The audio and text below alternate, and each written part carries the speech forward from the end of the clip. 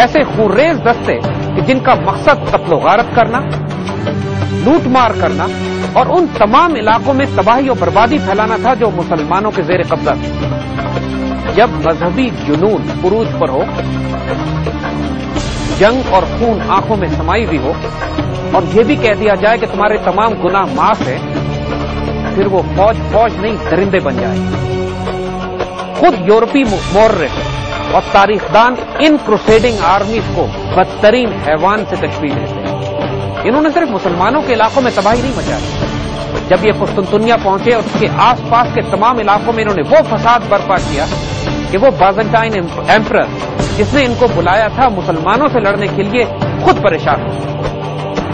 کسی کی جان، مال، عزت اور آبرو عیسائی دنیا میں بھی محفوظ نہیں۔ اب بنیادی طور پر 3 پلیئرز تھے جو مل کر یہ کولیشن آف دا ولنگ بنا رہے ہیں۔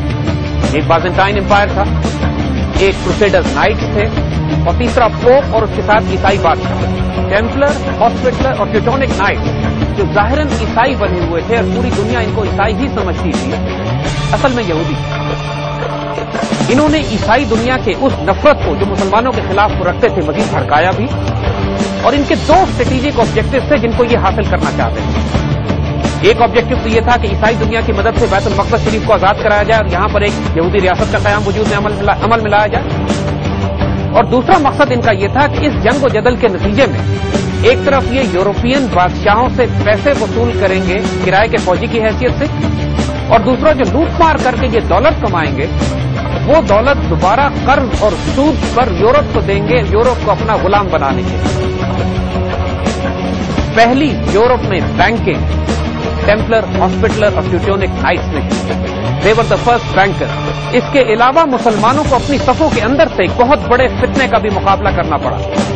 ایک باطنی فرقہ پیدا ہوا جس کو تاریخ میں حشاشین یا انگلش میں اساسنز کے نام سے یاد کیا جاتا ہے۔ اس زمانے میں مصر سے نکل کر عراق میں انہوں نے اپنے بڑے بڑے مضبوط قلعے بنا لیے اور پوری امت مسلمہ پر اس وقت اعلان جنگ کر دیا جب باہر سے صلیبی فوجیں امت مسلمہ پر یلغار کر رہی تھیں۔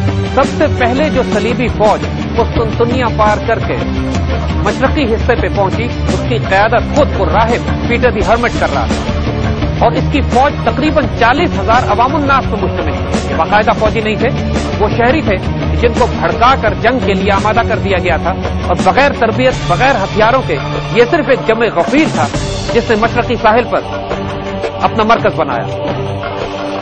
اس فوج کو سلجوق سلطان نے تو وہیں پر ہی ذبح کر دیا، اور تقریباً تمام فوج اسی کنارے قتل کر دی گئی جہاں یہ اتری تھی۔ پیٹر دی ہرمٹ بڑی مشکل سے جان بچا کر واپس قسطنطنیہ جا چکا۔ 1095 میں پہلی صلیبی جنگ کا آغاز ہی عیسائیوں کے لیے بدشگونی سے ہوتا ہے۔ مسلمان سلجوق سلطان ان کے ہراول دستے کو بری طرح تباہ و برباد کر دیتے، لیکن یہاں پر سلجوق سلطان سے ایک کوتاہی ہوتی ہے۔ وہ یہ سمجھے کہ انہوں نے اصل صلیبی فوج کو تباہ کر دیا ہے، اور مزید پیچھے آنے والی نہ تو کوئی فوج ہے، یا اگر ہوگی بھی تو وہ اسی طرح کی ہوگی جس طرح کی فوج سے ان کو واسطہ پڑا تھا۔ ان کو یہ اندازہ نہیں ہوا کہ پیچھے باقاعدہ فوجیں آ رہی ہیں کہ جس کی قیادت یورپین بادشاہ خود کر رہے ہیں۔ مسلمانوں میں سیاسی قیادت کی کمزور ہونے اور کسی مضبوط جنگی قیادت کے نہ ہونے کی وجہ سے ابھی تک اس خطرے کا احساس ہی نہیں کیا گیا جو اب ایک بہت بڑی آندھی اور طوفان کی شکل میں پورے یورپ سے ہوتا ہوا قسطنطنیہ کے رستے بیت المقدس شریف کی طرف بڑھ رہا تھا۔ صلیبی فوجیں بہت بھاری تعداد میں قسطنطنیہ سے آج کی ترکی میں داخل ہوئی، اور وہاں سے ہوتی بھی شام کے ساحل کے پاس سے سیدھا بیت المقدس پہنچی اور بیت المقدس پر قبضہ کر لیا۔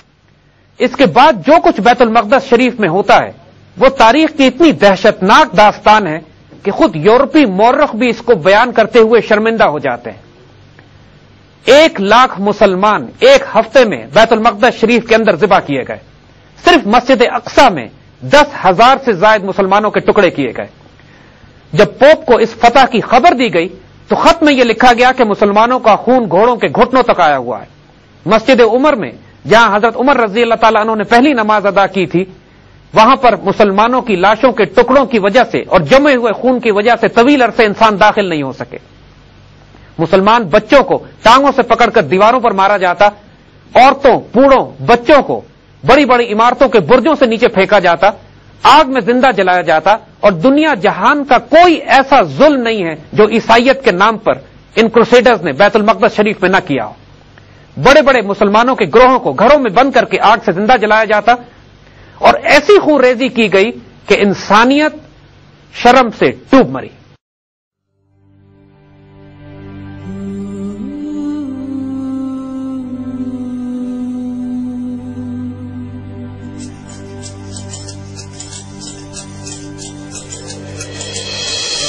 yetu yetu liye mbinguni, yetu yetu amina. Baba yetu yetu liye jina lako litukuzwe. Baba yetu yetu liye mbinguni, yetu yetu amina. Baba yetu yetu liye jina lako litukuzwe.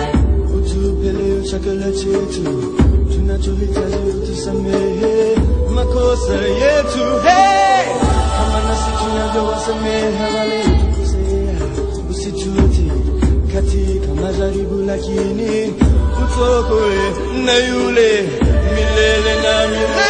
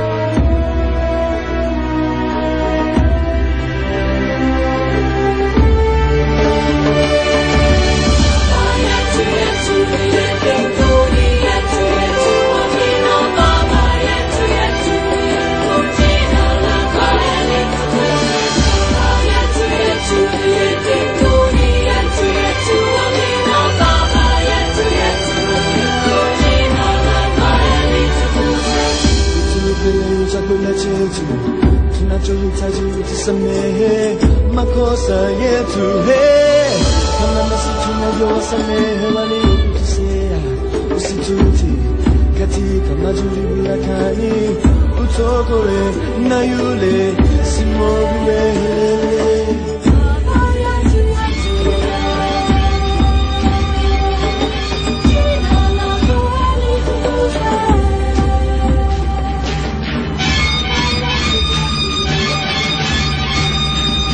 अब इसके बाद सुल्तान सलाहुद्दीन अय्यूबी 90 साल के बाद बैतुल मक़दस शरीफ को दोबारा लेने के लिए इसके दरवाजे पर पहुंचते हैं।